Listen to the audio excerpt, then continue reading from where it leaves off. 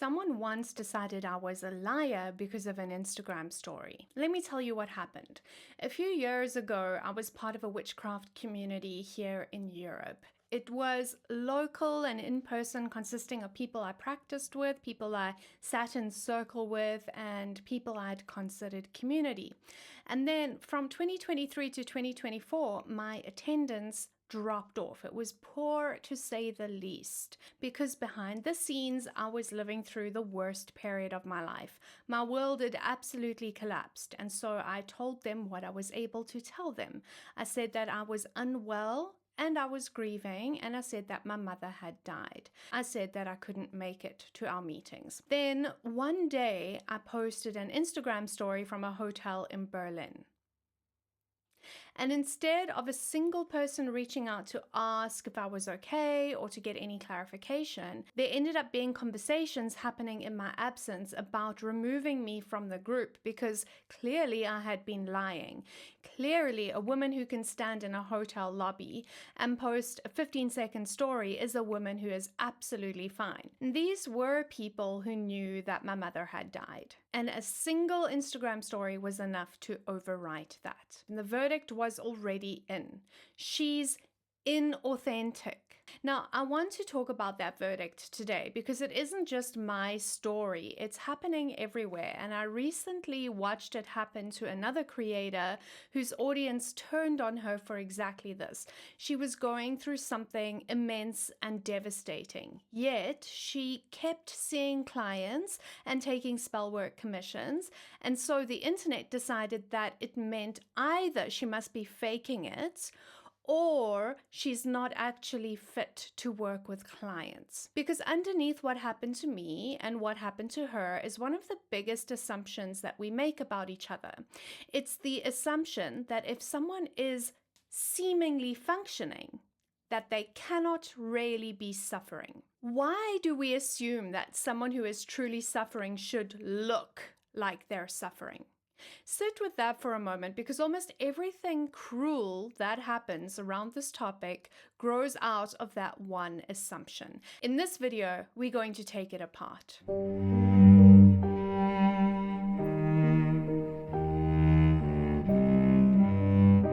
Before we go any further, if we're meeting for the first time, welcome. I'm Zila Faraka. I'm a witch with a PhD in medical microbiology, and I'm the founder of the Nightshade Sanctum Mystery School.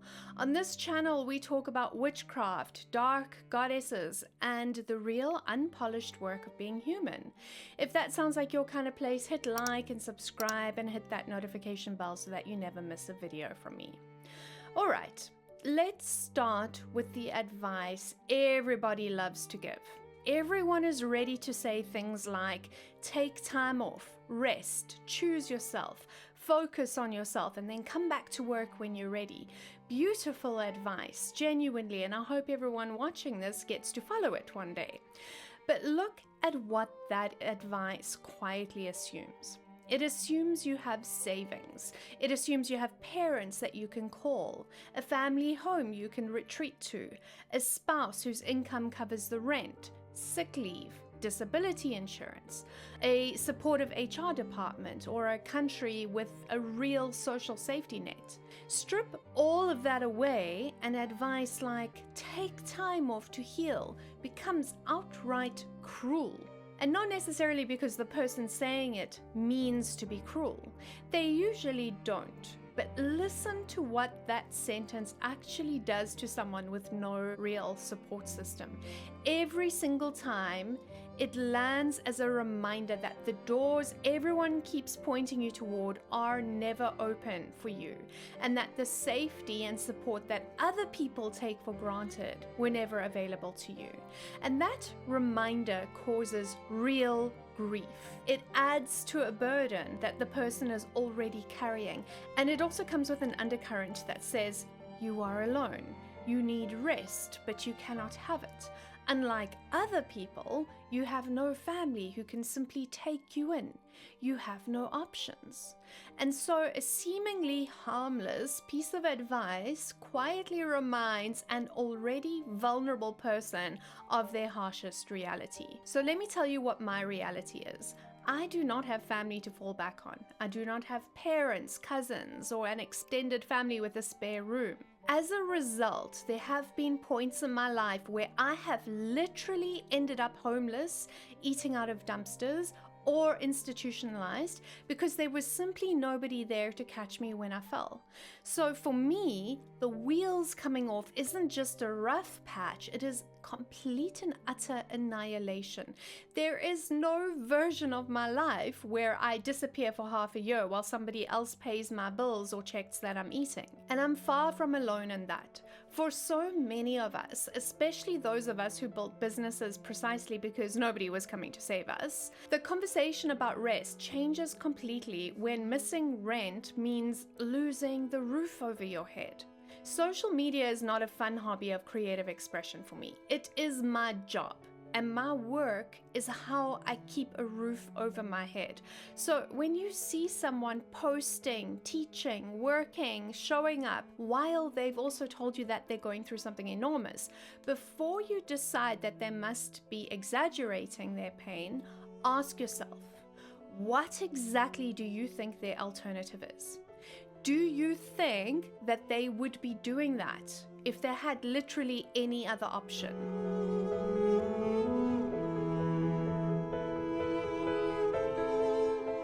Now I'm going to talk about the superpower that those of us who have had to function in the dumpster fire of life have had to develop out of sheer necessity. Compartmentalisation. Most people assume compartmentalisation means ignoring your feelings or stuffing everything down or pretending everything is okay when it isn't. That's not necessarily what it is. Healthy compartmentalisation is not saying, I'm not in pain.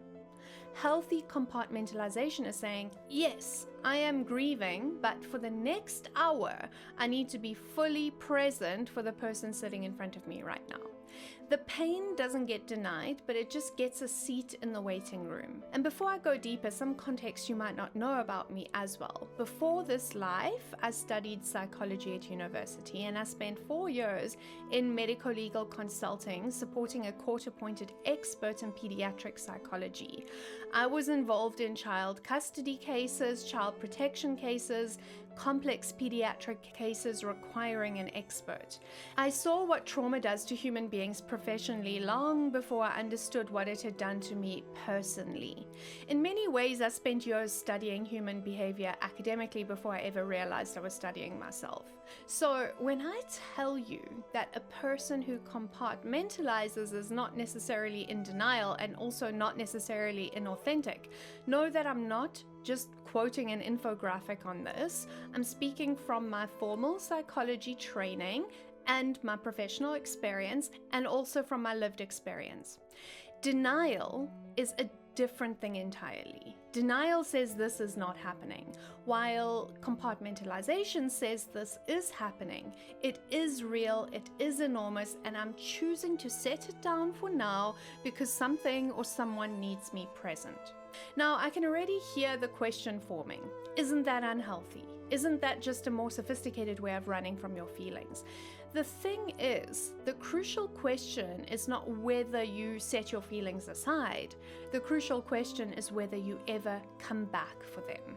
Because pain you return to can be tended over time, while pain you never return to doesn't ever actually leave. It just goes underground, and in my experience, it just grows there in the dark.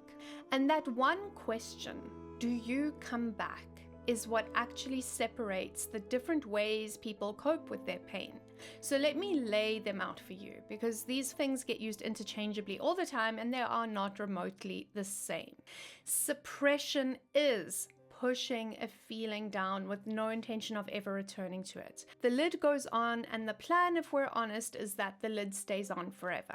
Anyone who has tried this knows how it ends. The feelings don't die down there, they tend to fester.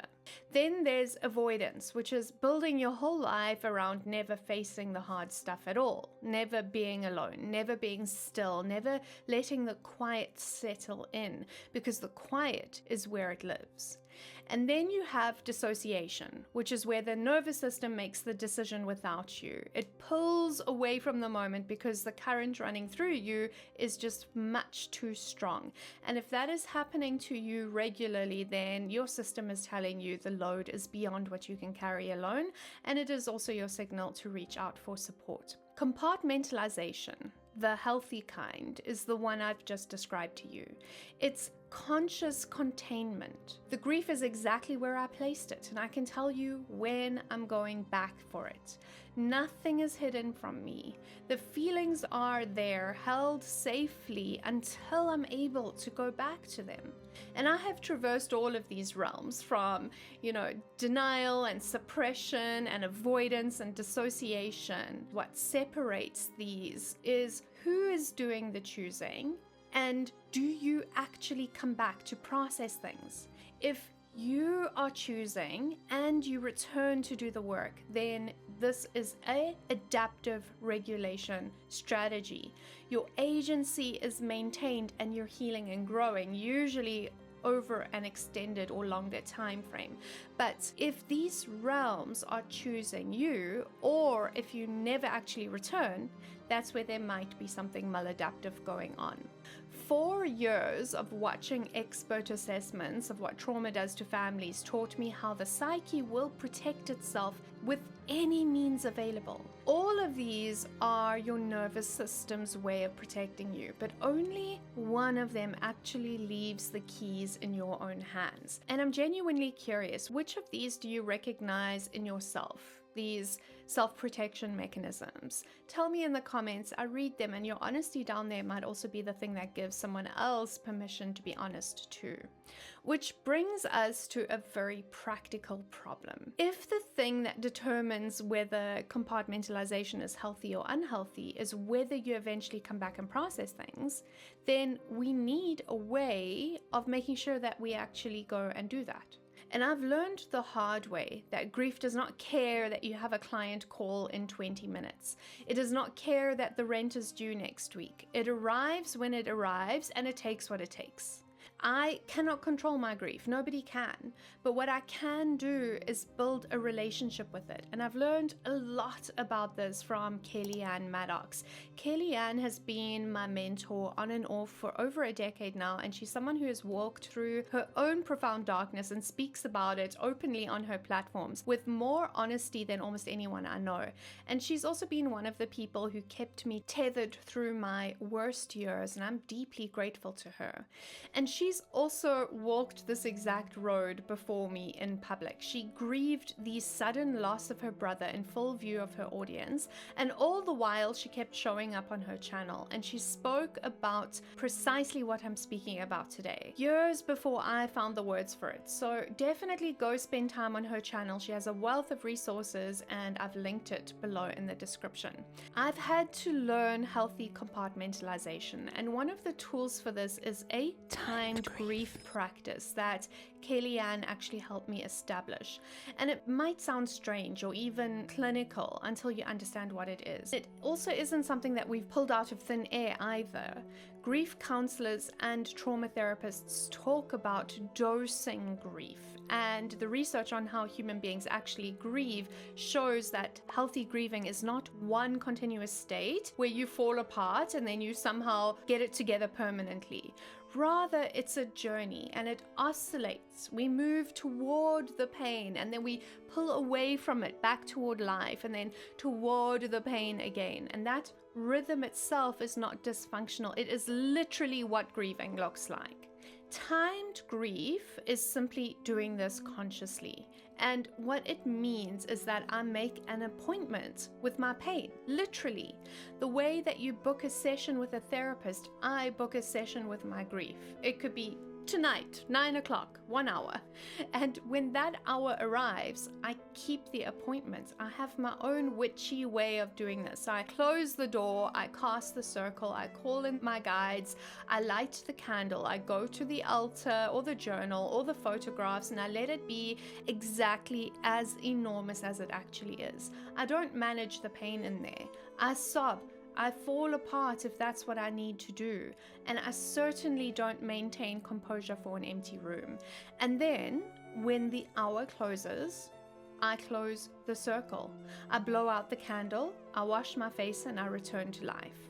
Now, one practical thing I want to mention if you're considering trying this yourself is I definitely use a buddy system for this. So before a timed grief session, I tell someone I trust that I'm going in, and I let them know when I'm done afterwards. If they don't hear from me, then they go and they check on me. And if you ever try this practice yourself, and if what you're carrying is heavy, then please borrow that too, and make sure that you have professional support if you need it. Deliberately opening a door on your deepest pain is brave work, and often that work needs the appropriate support team. So why does this actually work? Well, it turns out our nervous systems do not need us to think about our pain 24 hours a day in order to make progress with it.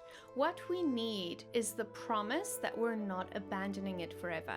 And what surprised me when I first started is that it turns out the grief respects the container, not perfectly. Grief is a tide, and tides don't read calendars, but far more often than you would expect, the knowledge that it will be given its time means it stops ambushing me in the middle of a client session. It doesn't have to break the door down because it knows that the door will be open on a specific evening, on my terms, and in a way and a space and a container that I have chosen. And that is not suppressing grief or being in denial, pretending everything is fine. It's giving a nervous system a safe, structured way to do its thing. And I want to be honest with you, I didn't learn this in the lecture hall. I learned it in the fucking trenches. My nervous system was doing a rough, unsupervised version of this long before anyone gave me the language and the structure to do it deliberately. And there are absolutely times where it tips past being a skill and into full-on identity fragmentation or into the maladaptive end of the spectrum. That's exactly what trauma therapy is for, and I am in it actively doing that work. But the existence of the unhealthy version of this work does not erase or delegitimize the healthy one. A surgeon who compartmentalizes in the operating theater is not in denial about their mortality. She's doing her job, and then she goes home and she feels if she needs to. Now, timed grief is maybe an extreme version or example of compartmentalization, but it shows how compartmentalization can work as part of an intentional practice. And now maybe you can see a little bit more where this whole video is heading. This is why someone can be actively grieving, going through something incredibly massive and painful, and still laugh over coffee. It's why someone can teach a class and then go home and cry for 3 hours. It's why someone can post on Instagram while privately coming apart at the seams. Human beings are capable of carrying more than one truth at the same time. We are complex and paradoxical, and we always have been.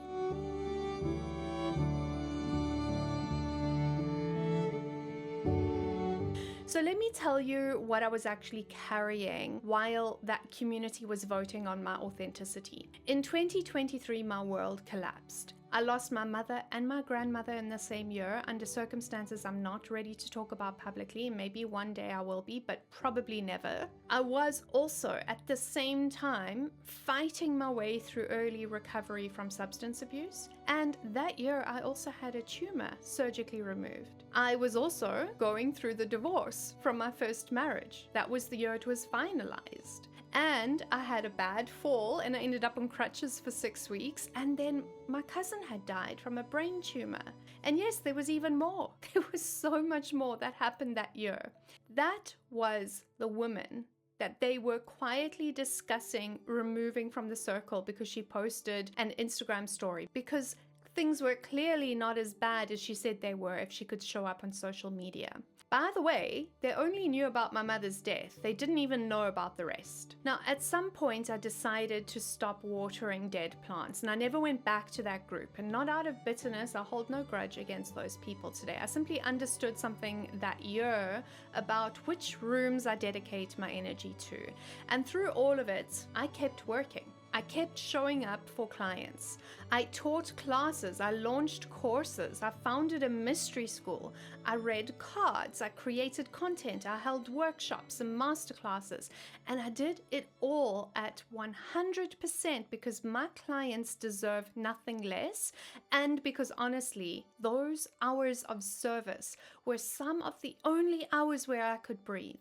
Here is what I've learned about myself. When I stop showing up, that is when I am in real trouble. When I stop doing meaningful work, when I stop being in service to others, when I stop taking spellwork commissions or client sessions, or when I stop teaching classes, when the structure itself dissolves, history has taught me exactly where that road leads me. The routine, the purpose, the responsibility of holding space for another human being, those things do me as much good as they do for the client. They get me out of my own grief long enough to be useful, and being useful is one of the healthiest things I can do for myself and other people. Now, modern wellness culture has one model of healing. Apparently, you should stop everything. Pause life completely to, focus on yourself until you become some healed version of self who's now capable and ready to return to the real world. And I'm comfortable calling that out as complete and utter bullshit. It's a fantasy for most people, and it's only possible for the very, very privileged. Some people still have to care for children through their hardest times or hold down the job, and for some people, work is one of the anchors holding us to the land of the living, because for some of us, staying useful and working in our purpose is literally the medicine. And I'm not talking about overworking here. I'm not talking about numbing yourself through being busy. I'm talking about anchoring yourself through your days, stretching the timeline of your processing and healing to be so much longer and digested through smaller, manageable chunks, not falling apart and then coming back. I'm talking about a sustainable practice of healthy compartmentalisation in order to maintain function and process grief and pain and trauma in a way that isn't going to derail your entire life. Underneath all of it, for me, there was a conscious decision here. Because I don't want to stand here and say I survived as if it happened to me passively. Very early in my life, I understood that absolutely nobody was coming to help me. There was never any kind of rescue on the way. So I made the decision that I would become the person responsible for getting myself through it all. I built a life, a practice, a business, a structure. I built large social media platforms that could all hold me and my business and my work. And it is not a tragic thing that I've done this. In fact, it is my agency and my resilience incarnate. That might be the single most important act of magic I have ever performed. But please hear what I'm about to say next too, because it matters just as much. Functioning is not a moral achievement, and collapsing is not a moral failure. The woman who keeps working through her grief and the woman who cannot get out of bed are not a strong one and a weak one. There are two nervous systems meeting different circumstances with different resources. If you judge the first for faking it or the second for giving up, then you have misunderstood the point entirely. It's also important to understand that functioning and flourishing are not the same thing. Someone can hold down a job, pay the bills, show up for every client, and still be carrying an ocean. And I want to say something directly to you here, because I know that my personal story is often extreme, and I don't want you sitting there thinking none of this applies to your life. You do not need to have lived a life like mine for any of this to be true to you. Maybe you're holding a marriage together in public while it quietly ends in private. Maybe you're caring for a parent who no longer recognizes you and then logging onto a team meeting 20 minutes later. Maybe you lost a pregnancy nobody at work knows about.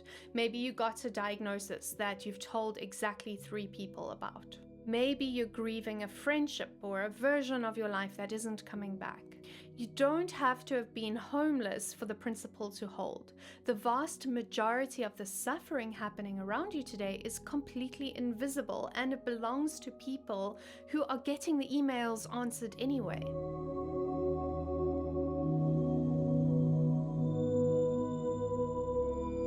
Now, everything I've described so far probably sounds quite orderly. Grief appointments, containers, buddy systems, a woman who has it handled. But I've only told you what I did. I haven't told you how a person actually survives it.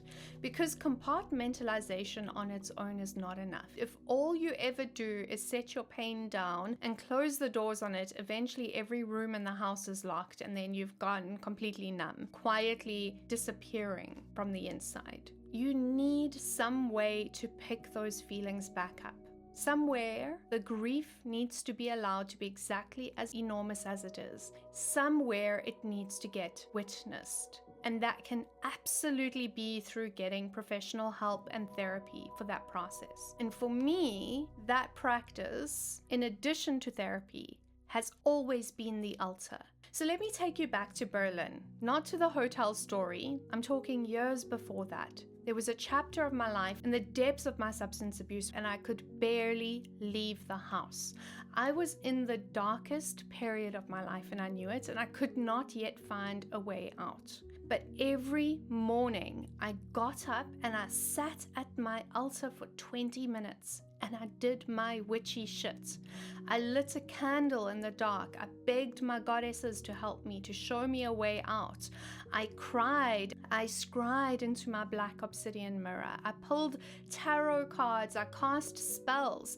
And those 20 minutes were often the only moments of the entire day where I actually processed where I was in my life and what I had been through. And it certainly was the only part of the day where I wasn't as high as I was about to get afterwards. Now, people sometimes ask me whether ritual actually changes anything. And my answer is hell yes. It didn't magically make my pain disappear, but it gave it somewhere to go. That daily routine at the altar wasn't escapism or living in fantasy land or playing with my witchy toys. Even though I was a using addict for 20 minutes in the morning, I wasn't running away from my reality. I was walking deliberately towards it in the only way my nervous system could survive at that time.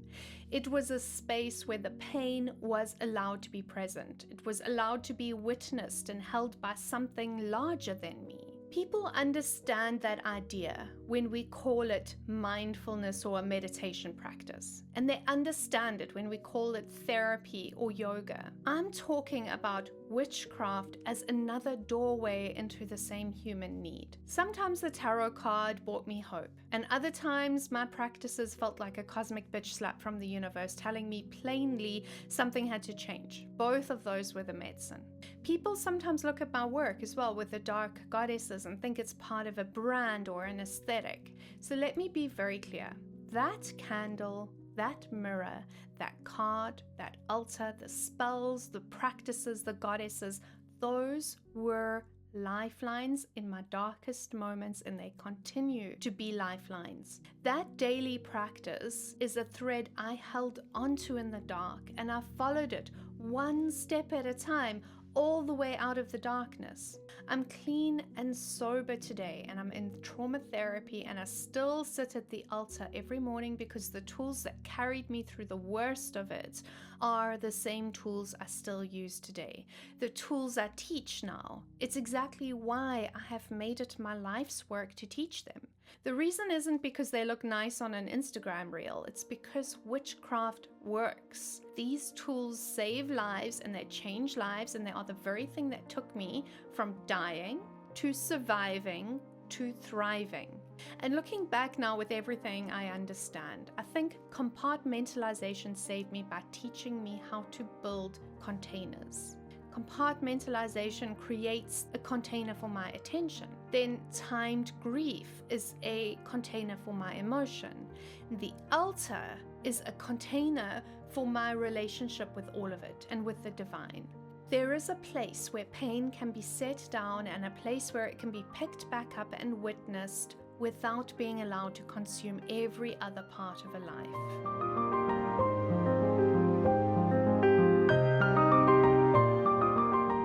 Before I close, I want to expose the myth sitting beneath the whole conversation, because I think it is the root of the problem. Social media has sold us a healing montage. Trauma happens, the person announces they're stepping back, they disappear, there's a wood cabin in a forest somewhere with a lake and a journal. 6 months pass and they return radiant, healed, glowing with a story arc and a lesson, and usually a course to sell you about it.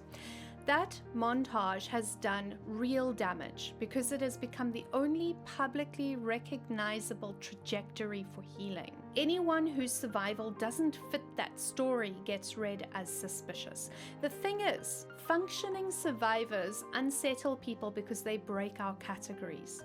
We like our stories simple. Victim or survivor, broken or healed, someone who is laughing, teaching, traveling, posting while privately carrying something immense doesn't fit on any shelf that we have. And what we cannot easily categorize, we tend to attack. Perhaps what unsettles us isn't that someone is suffering, it's that their suffering doesn't look the way we've been taught it should. So let me explain the version that nobody films. Trauma happens, and you take the client call. You cry in the shower afterwards. You pay rent. You cook dinner. You go to therapy. You walk the dogs. You grieve in the magic circle you cast for that exact purpose. Then you teach the class. You sleep or you don't. And you get up the next morning and you do it all over again. That's it. That's the real montage. No wood cabin, no lake, no ark. Just 1,000 ordinary mornings where you chose to keep going, strung together like beads on a thread. And one day you look back along that thread and realize it has carried you somewhere you could never have imagined from inside the darkness. Nobody puts that version in a reel, but that is what survival has looked like for most humans throughout history. Your great-grandmother's generation didn't get 6 months by a lake. They got up and lit the stove, they buried their dead, and they kept the household alive. And no one called them inauthentic then, and there is nothing inauthentic about it now.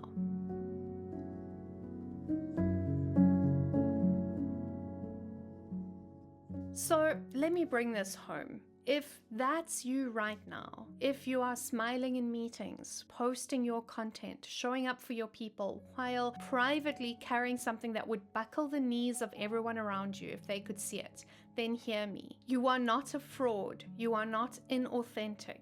You are not lying about your pain because your pain isn't performing on schedule or visible in a way that's convincing. You are surviving, and your survival doesn't owe anyone visibility or explanation. And if you're on the other side, watching someone go through something enormous while they keep working, keep posting, keep laughing even, let their functioning be the one thing you don't hold against them. Whatever someone is carrying, you cannot see most of it. Consider just saying, "I've been thinking of you. How are you really?" Or even better, "Can I do anything? How can I help?" Nobody asked me that back then. So let's choose to be the person who asks. Before I go, I want to say something to my own people. Every client who trusts me through my own grief, everyone who books a reading, enrolls in a course, watches these videos, commissions a spell, walks this path beside me, you are part of what makes my ongoing healing possible. And I want to say that in the present tense deliberately, because I'm not standing here on the other side of anything. I'm still in it, and I still have my ups and downs. I'm still processing things I've lived through, and there are still weeks where I'm carrying more than I would choose to carry. So when people keep showing up and keep working with me through all of that, knowing all of that, they're giving me something I don't think they realize they're giving. They're giving my days a reason and my work an anchor when I need both to stay standing. And I am deeply, deeply grateful for that. If this video spoke to something you're carrying, I'd genuinely love to hear from you in the comments, whatever you're comfortable sharing. And if it meant something to you, a like and a share genuinely help this reach the people who need it the most, the ones who are quietly functioning through something enormous right now with nobody asking how they really are. And if you haven't yet, subscribe so that we can keep connecting just like this every week. And I'll leave you with this. Every morning, I still light that candle. Not because life has stopped being hard, it hasn't, but because I've learned something in the darkest years of my life. Survival is rarely one grand heroic decision. It is one small ritual repeated often enough that quietly becomes a life. I'm Zila. Thank you for being here. I'll see you in the next video.